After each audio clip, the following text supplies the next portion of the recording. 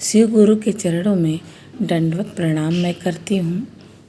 नीलम दीदी हरिंदर भैया के चरणों में दंडवत प्रणाम करती हूँ और आप सभी गुरु भाई गुरु बहन के चरणों में मेरा सादर नमस्कार है। आप सभी कैसे हैं?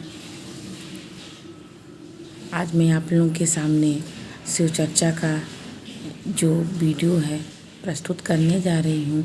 शिव चर्चा का पूजा सर्वप्रथम कैसे किया जाता है और शिव चर्चा में गुरुदेव के यानी शिव गुरु का जो 3 मूल सूत्र है वो तो आप लोगों को पता ही होगा।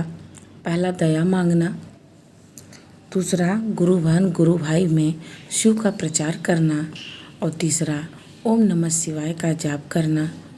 तो जो कि ये तीनों मैंने कर लिया है, उसके बाद से भगवान को अच्छे से नहला धुला के आप लोग अगर कोई पोस्टर रखते हैं तो उसका भी अच्छे से तिलक उलक जो भी उनका फूल, मदार का फूल, धतूरा, जो भी कनेल का फूल, भगवान को चंदन, चूँकि वैशाख मास है तो इसका ज़्यादातर भगवान का लेपन करेंगे। चंदन का धूप दीप नैवेद्य हर कुछ भगवान को अर्पण करेंगे, शिव गुरु को चरणों में समर्पण करेंगे।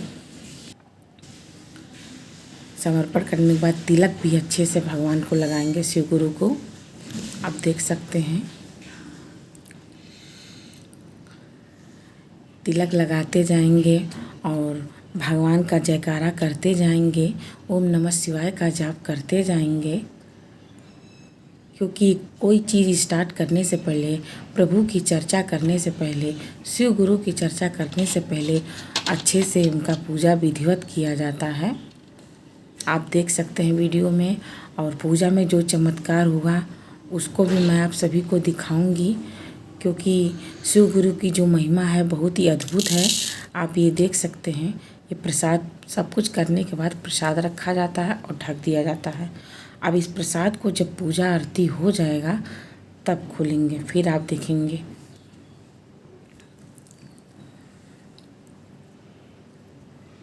प्रसाद ढकने के बाद फिर पूजा आगे चालू हो गया।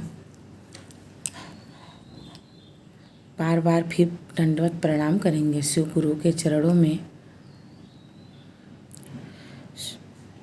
शिव गुरु के चरणों में दंडवत प्रणाम करेंगे। नीलम दीदी हरिंदर भैया को फिर से प्रणाम करेंगे और सभी गुरु भाई बहन आपस में शिव गुरु का चर्चा करेंगे।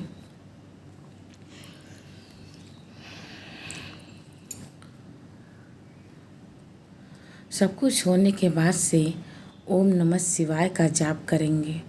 ओम नमः शिवाय 108 बार जाप करने के बाद भगवान को जगाने के बाद जागो जागो महादेव, जागो जागो महादेव, जागो महादेव, जागो जागो महादेव, अधिरेश्वर महादेव, अमरनाथ महादेव, बद्रीनाथ महादेव, केदारनाथ महादेव, भीमाशंकर महादेव, अधिरेश्वर महादेव, योगेश्वर महादेव, अविनाशी महादेव, दीन बंधु महादेव, दीन दयाल महादेव, ओमकारेश्वर नाथ महादेव, कालेश्वर नाथ महादेव, घरदानी महादेव, महादानी महादेव। ऐसे करेंगे, भगवान को जगाएंगे, भजन करेंगे। अब कहानी सुनिए। शिव गुरु की कृपा। दक्ष प्रजापति की 27 कन्याएं थीं। उन सभी का विवाह चंद्र देवता के साथ हुआ था, किंतु चंद्र समस्त अनुराग उसमें एक केवल रोहिणी के प्रति रहता था। यानी कि चंद्र देवता केवल एक ही पत्नी के साथ ज़्यादा उनका लगाव रहता था। उनके इस कार्य से दक्ष प्रजापति की अन्य कन्याओं को बहुत ही कष्ट रहता था। उन्होंने अपनी यह व्यथा अपने पिता को सुनाई। दक्ष प्रजापति ने इसके लिए चंद्रदेव को सब प्रकार से समझाया, किंतु रोहिणी के वशीभूत उनके हृदय पर इतना कोई प्रभाव नहीं डाल पाया। अंततः दक्ष ने क्रुद्ध होकर उन्हें क्षयी हो जाने का श्राप दे दिया। इस श्राप के कारण चंद्रदेव तत्काल क्षयग्रस्त हो गए। उनके क्षयग्रस्त होते ही पृथ्वी पर सुधा, शीतलता, वर्षण का उनका सारा कार्य रुक गया। चारों ओर त्राहि त्राहि मच गया। चंद्रमा भी बहुत दुखी और चिंतित हुए। उनकी प्रार्थना सुनकर इंद्रादि देवता तथा वशिष्ठ आदि ऋषिगण उनके उद्धार के लिए पितामह ब्रह्मा जी के पास गए। सारी बातों को सुनकर ब्रह्मा जी ने कहा, चंद्रमा अपने स्वयं विमोचन के लिए अन्य देवों के साथ पवित्र प्रभात क्षेत्र में जाकर भगवान शिव की आराधना करें। उनकी कृपा से अवश्य ही उनका श्राप नष्ट हो जाएगा और वे रोग मुक्त हो जाएंगे। ब्रह्मा जी के कथनानुसार चंद्रदेव ने भगवान शिव की आराधना का सारा कार्य पूर्ण किया। उन्होंने घोर तपस्या किया और कई करोड़ महामृत्युंजय मंत्र का जप किया। इससे प्रसन्न होकर मृत्युंजय भगवान शिव ने उन्हें अमरत्व का वरदान प्राप्त किया। उन्होंने कहा, चंद्रदेव तुम शोक मत करो और मेरे वर से तुम्हारा श्राप मोचन तो नष्ट होगा ही, साथ ही साथ प्रजापति दक्ष के वचनों की रक्षा भी हो जाएगी और कृष्ण पक्ष में प्रतिदिन तुम्हारी एक एक कला छेड़ होगी, किंतु पुनः शुक्ल पक्ष में उसी क्रम से तुम्हारी एक एक कला बढ़ जाया करेगी। इस प्रकार प्रत्येक पूर्णिमा को तुम्हें पूर्ण चंद्रत्व प्राप्त होता रहेगा। चंद्रमा को शिव जी से मिलने वाले इस वरदान से सारे लोगों के प्राणी प्रसन्न हो उठे। सुधाकर चंद्रदेव पुनः दसों दिशाओं में सुधा वर्षण का कार्य पूर्वतः करने लगे। भगवान शिव गुरु की कृपा से दर्शन पूजन आराधना से भक्तों के जन्म जन्मांतर के सारे पातक और धृष्ट कृत्य विनष्ट हो जाते हैं। वे भगवान शिव और माता पार्वती की अक्षय कृपा का पात्र बन जाते हैं। मोक्ष का मार्ग उनके लिए सहज ही दुर्लभ हो जाता है।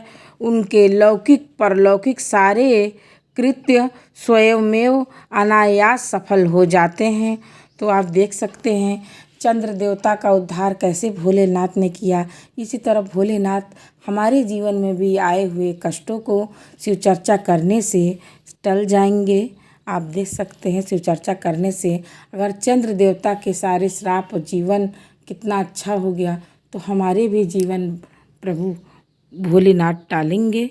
आप भोलेनाथ की आरती करेंगे।